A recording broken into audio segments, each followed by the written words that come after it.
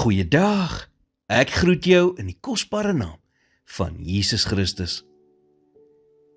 Een van die moeilikste plekke om jouself in te bevind in hierdie lewe, is by 'n plek waar jy angstig is, want jy weet nie wat volgende gaan gebeur nie. Jy weet nie of dinge sal verloop soos wat jy graag wil hê dit moet nie, en of alles net uitmekaar uit gaan val nie. Dit is so 'n moeilike plek om in te wees. Dit is egter juis in hierdie tyd van wag, dat jy vir die vyand kan wys hoe sterk jou geloof is. Dit is in hierdie tyd wat jy kan verklaar en sê, ek weet nie hoe dinge gaan uitdraai nie, maar my God weet.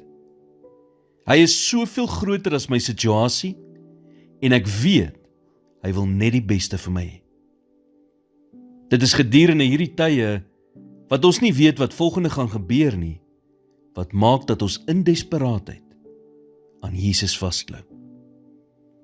Dit help ons om te leef, soos wat ons altyd bedoel was om te leef, in totale afhanklikheid van God.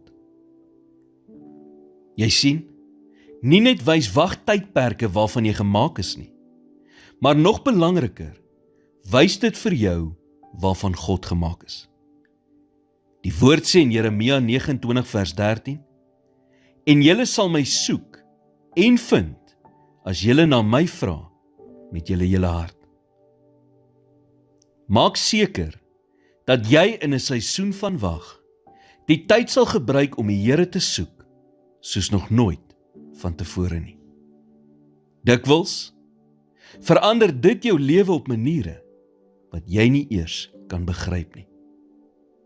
Hou moed, God het jou.